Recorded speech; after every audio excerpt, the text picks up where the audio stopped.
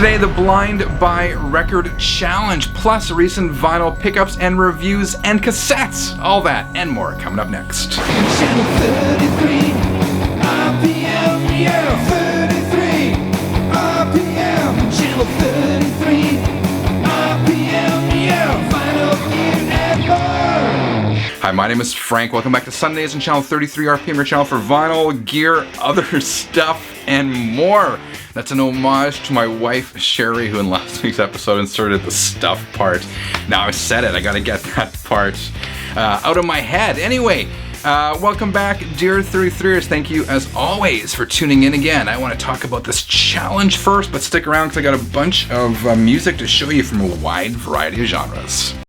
Channel 33 RPM. All right, so first up, the Blind Buy Record Challenge. I was in one of the local record stores here last weekend, the Winnipeg Record and Tape Company, and I really wasn't sure what I wanted, but I knew I wanted to find something new. So I asked the owner, Kevin, really good guy, to recommend me a couple of records.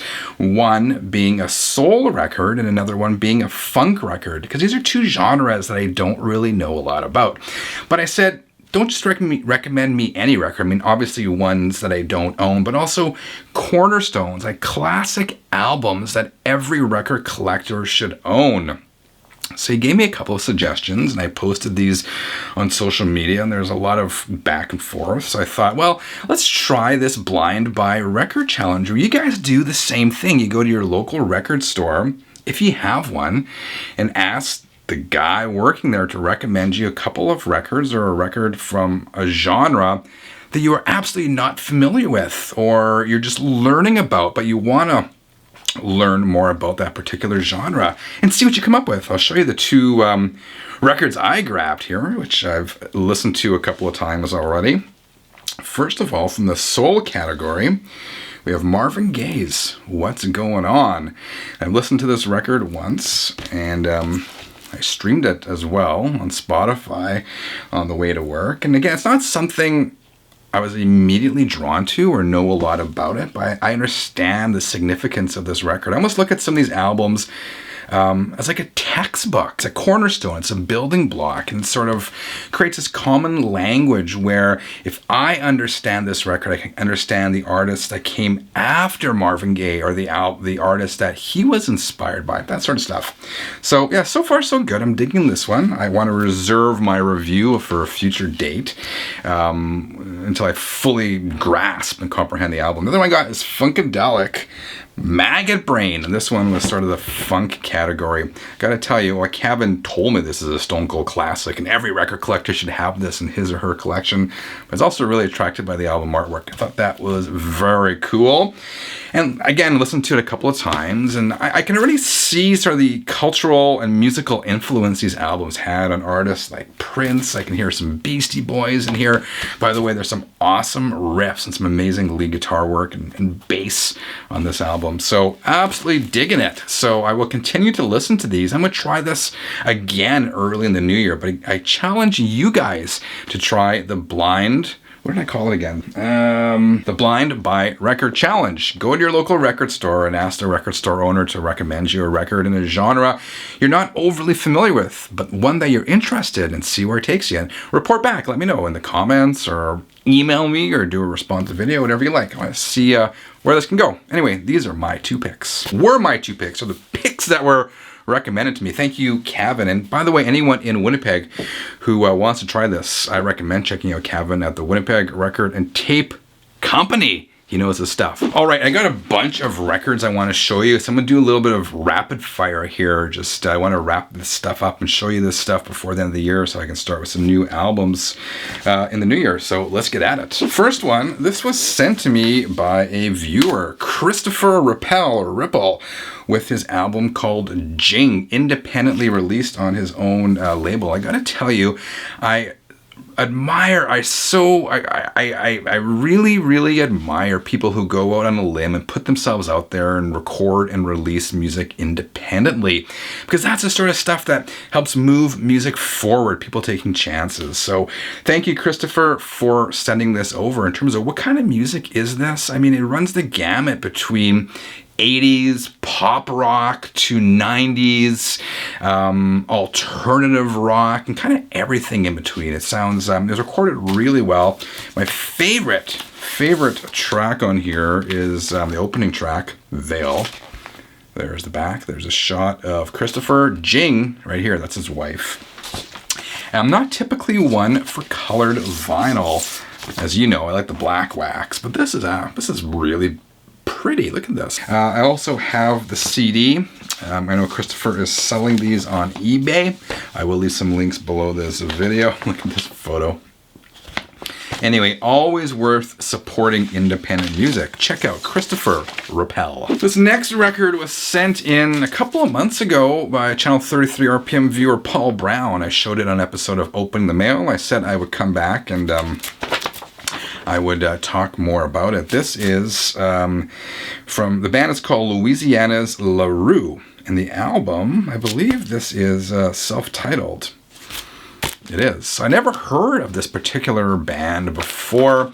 I would say it's 70s rock. The vocal harmonies are outstanding. They kind of remind me of Fleetwood Mac, maybe Rumors area Fleetwood Mac. And the music is kind of in that vein. It's a little more funky, a little more groovy than Fleetwood Mac. These guys have had 1,000,001 lineup changes, but apparently they're still touring today. So I definitely enjoyed checking this one out. Paul, thank you for sending over Leroux. All right, this next one from one of my favorite artists of all time. This was a record store day Black Friday release. You guys have seen this probably in a lot of other channels at this point, but this is the Alice Cooper Band, $1 Billion Babies Live. April 1973 in Houston, Texas. So this was a single record, a 12-inch plus a 7-inch single. I had owned this on CD. It was on the Rhino Deluxe reissue of $1 Billion Babies several years back, but this was the first time it was issued on vinyl. If you're an Alice Cooper fan and you haven't heard this, first of all, concert is absolutely smoking. This is the Alice Cooper Band at the peak of their powers. Amazing. The vinyl pressing is also outstanding. I mean, combine that with a great pressing with a fantastic concert and you have a winner of an album. I'm slightly biased again, I'm a huge Alice fan, but if you are an Alice fan as well, I recommend you checking this record out. Another one from Alice. This was reissued on Record Store Day, I believe in 2019. Could be wrong about that, and I never had a chance to pick it up, so I was extremely jealous of everyone who got the reissue of the 2005 release from Alice Cooper, Dirty Diamond. So I was really happy to see New West Records again issue this shortly after the last Record Store Day. And there's a bit of a story. This came in the mail and a little bit of a dent on the album jack, and I posted that to social media, and I got a comment from New West Records saying, hey, shoot us an email, we want to make that right. So I shot them an email, and they actually sent me a replacement really quick as well. So that is customer service. New West Records went above and beyond, providing me a replacement with, and this jacket is flawless. So you guys rock. You have a customer for life. As far as the record, you see it's on red vinyl. And, this was a record, an album, a release I kind of glossed over when it first came out for whatever reason. But now, looking back, I would suggest this may be Alice Cooper's best release of the 2000s. It's really stripped back. The production is really dry, but the songs are fantastic.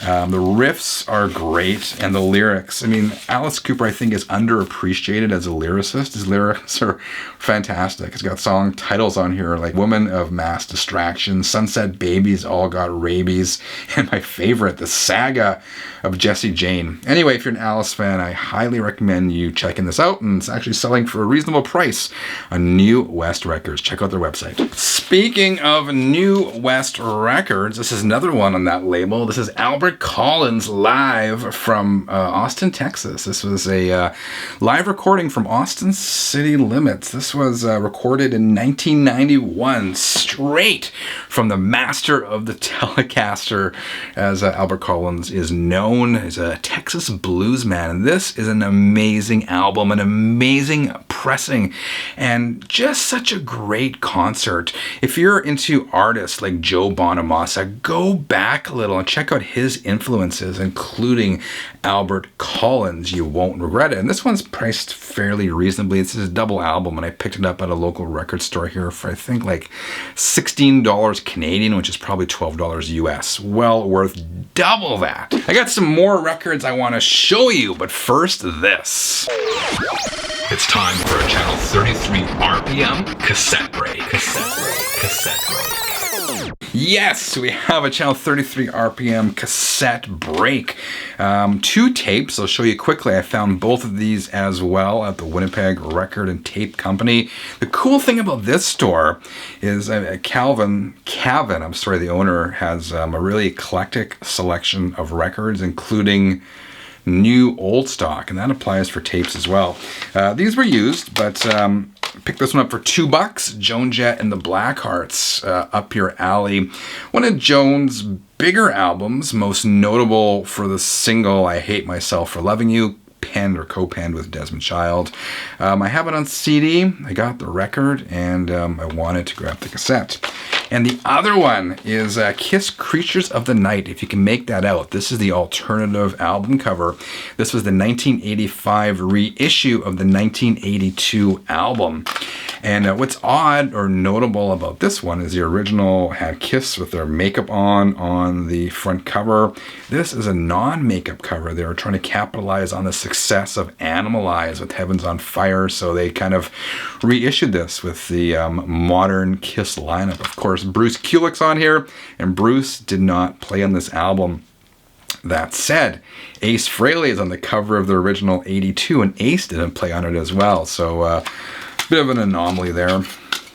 There's the inside. I believe this is a Canadian one. Let's see. Yes, it is. Made in Canada. 1985 KISS Organization on Polygram. Cool KISS album. All right, some more vinyl and some more blues. I'm not sure how many people outside of Canada are familiar with Colin James. I won't say he's legendary in Canada, but he's very well known. He was bigger in the 90s. Early 90s, maybe late 80s, where he had some radio hits. He's kind of fallen off the radar a bit, but he continues to make music.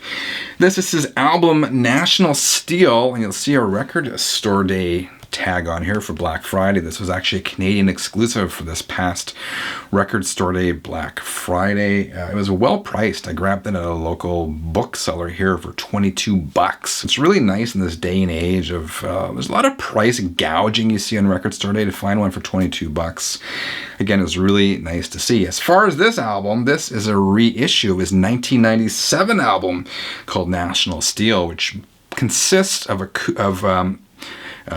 acoustic covers of blues classics. And again, sounds great. A couple of the highlights include covers songs from Otis Redding, Robert Johnson, Muddy Waters, and Willie Dixon. If you're into blues, check out Colin James. If you're into acoustic blues, check out the album National Steel. This here is a 2 LP set, the soundtrack to the 2010 album Crazy Heart. I saw the movie, I saw it when it was a new release, but now this is going back 9-10 years. I don't remember a lot about the movie, but I loved the soundtrack then. So when I found out this is actually available on vinyl for a good price, I snatched it up. This movie starred Jeff Bridges, and believe it or not, some of the highlights on this album are the Jeff Bridges tunes. He's a great singer, and I kind of surprised myself for saying that because I've been critical in the past of actors who dip their toe into music and vice versa. But, Jeff was a musician. I don't know if he was a musician before he was an actor, but I think he kind of weighs both equally in his career and his life. But again, great stuff. Country, acoustic country, electric country, some rock and roll, that sort of stuff. 2 LP set, priced reasonably, and again, a really good record if you're into that sort of stuff, and well worth checking out. All right, 33rds, I don't know if I went too fast through those records or not, but I hope you dug it. What did you think of these releases? Let me know in the comments below. If you enjoyed today's video, please leave a thumbs up. If you haven't subscribed yet, join the growing Channel 33 RPM community. Otherwise, dear 33ers, top of the season to you. Happy holidays. We'll see you again real soon. Until next time, keep on spinning.